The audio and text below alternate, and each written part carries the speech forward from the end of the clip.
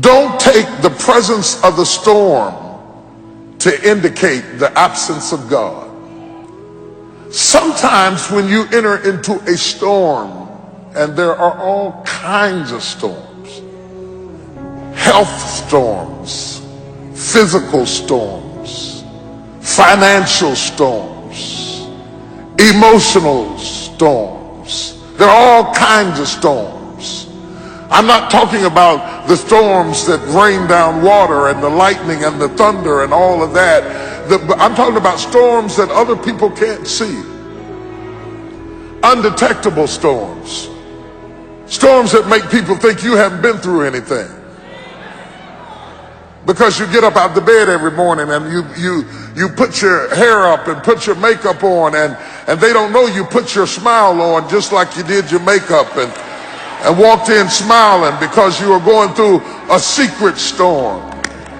See, when you're going through a visible storm, somebody will hand you an umbrella or a raft or some help or some assistance because they are aware of your suffering. But when you're going through a secret storm, there is no comfort there because nobody knows that you're dealing with a secret storm. They're jealous of the car you're driving, not knowing that it's 2 payments behind. They're envious of the position that you were promoted to, not knowing that now that you're promoted into that position, you can't even rest at night. You can't even sleep at night. You've got so much pressure and so much responsibility on you. And all of a sudden you're in a storm and nobody even knows it. And when we get in a storm, we have a tendency to wonder, where is God? Job said, I looked for him. He was there a minute ago, but now I can't find him. I looked on the right side and I couldn't find him. I looked on the left side and I perceived him not. Where is God in the storm? Because we buy into this notion that if God was with us, we would have no storm. That if God were really with us, we would be happy.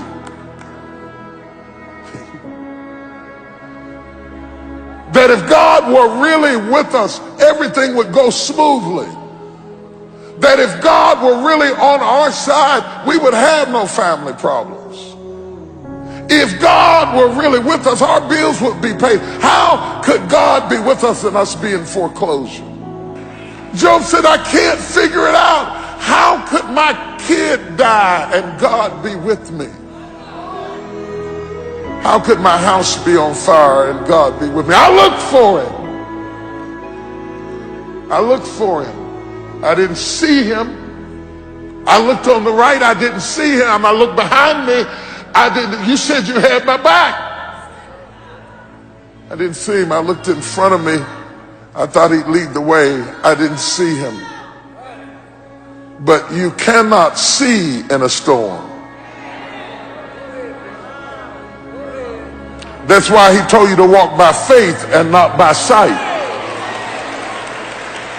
You cannot see in a storm. Don't look for God to be sensual in your storm. He will not appeal to your senses. Your senses add to your comfort. God will not make you comfortable in your storm. But just because you are in the presence of the storm does not negate the presence of God, nor does it indicate the absence of God. The Bible said he is a very, very present help in the time of trouble. If you're looking for God, he's in the storm. He may not be saying anything, Peter. You may find him asleep on the boat in the bottom of the ship, but don't think that he jumped off the boat because you were in a storm. He is with you in the storm. He promised. Whenever God promises you something, he says, you may not have it in your sensual realm right now, but I promise you. He said, he promised me, when you pass through the water, I'll be with you.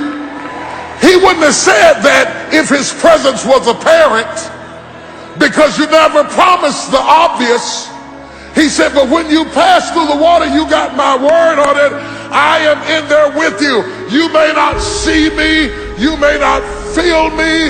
You may not sense me. But I tell you what, all the while you're stroking in the water, understand you are not stroking by yourself.